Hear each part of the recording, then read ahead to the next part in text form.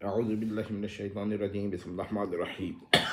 اگر صورت اولیہ ہے تو اس کو اس کا سفر تو بہت مشکل ہے، لیکن باقی جو دو مقامات کا سفر ہو سکتا ہے۔ قاطیہ صاحبہ نے کہا لیکن سبیہ تم نے سریحہ کو نہیں بتانا۔ ساتیہ صاحبہ نے سبیہ کو خبردار کیا۔ ٹھیک ہے امی جان، سبیہ نے جرمن میں ان کو جواب دیا۔ اب دیکھیں کہ سبیہ کیونکہ اس کی مادری زبان انگریزی ہے اور وہ اپنی والدہ وہ بھی انگریز ہیں، تو وہ اگر جرمن میں جواب دیتی ہے تو اس کا لوگ غصے میں دے رہی ہے، اور یہی صحیحہ کا ہے کہ وہ اگر انگلش میں جواب دے تو وہ غصے میں دے رہی ہے۔ تو جب سبیہ اپنی والدہ سے جرمن میں کلام کرتی تو یہ اس کے غصے کی علامت بھی تھی۔ ابھی وہ لوگ باتیں کر رہے تھے کہ صحیحہ نے یہ بھی کہا کہ ہم کو دراصل صرف آخری سفر کو دیکھنا ہے حضرت ذوالقرنین کے، ورنہ یہ تینوں سفر ایک دوسرے سے غیر متعلق ہیں۔ میرا خیال ہے کہ ذوالقرنین رحمہ اللہ نے ان دو جبال کے مابین دیوار بنائی ہوگی جو بہت بڑی نہیں ہوگی، یہ بھی بڑے پہاڑ کے دو حصے ہوں گے، گویا دو بازو ونگز ہیں۔ نصوص نے جرمن میں اپنا کلام جاری رکھا۔ یاد رکھیں نصوص عموماً جرمن میں ہی بولتا ہے، لیکن یہ ممکن ہے کہ کوئی بڑا جہاز کوئی بڑا پہاڑ جو اندر سے کافی کھوکھلا ہو، اس کے اندر یہ لوگ یعنی یاجوج و ماجوج رہتے ہوں۔ نصوص کہتے کہتے رک گیا۔ یہ بھی تو ہو سکتا ہے کہ اس پہاڑ کے اندر کوئی اور بعد یعنی ڈائمنشن کا پورٹل کھل جاتا ہو۔ اگر وہ اسی بعد یعنی کہ ڈائمنشن میں ہے جس میں ہم ہیں، تو کیا اتنی بڑی تعداد ہو سکتی ہے؟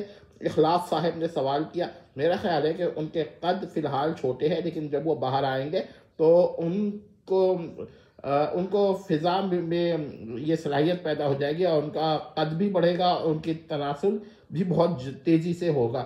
یہ بھی ہو سکتا ہے کہ ان کا تولد و تناسل غیر صنفی یعنی اے سیکچول کی طریقے سے ہو۔ وہ انسان تو ہے نہیں۔ نصوص نے کچھ رک کر کہا یہ بھی تو یاد رکھیں کہ اللہ تعالیٰ قادر مطلق ہے، اور اللہ تعالیٰ نے اس کو اپنی قدرت سے چھپا دے تو دنیا کی کوئی مشین، کوئی سائنس، کوئی مصنوعی سیارہ، کوئی اس کو تلاش نہیں کر سکتے۔ لیکن یہ بھی تو ہو سکتا ہے کہ یہ دیوار یا سد کے آگے پہاڑوں کی شکل کے پتھر لگا دیے گئے ہوں اور اس سے ان کو چھپا دیا گیا ہو، اس کو مٹی سے پھر چھپا دیا گیا ہو۔ اب پورے کرۂ ارض پر کسی طرح ان کو تلاش کرنا پوری دنیا میں ایک دشوار کام ہے، یعنی آپ تلاش نہیں کر سکتے۔ ہو سکتا ہے کہ دیوار کے اوپر بعد میں انہوں نے مٹی اور پتھر بھی لگا دیا ہوں جس سے وہ پہاڑ لگتا ہو۔ ٹھیک ہے، نصوص نے کہا۔ خیر یہ بھی ہو سکتا ہے کہ نصوص کہتے کہتے رک گیا۔ صحیحہ نے تکلم شروع کیا۔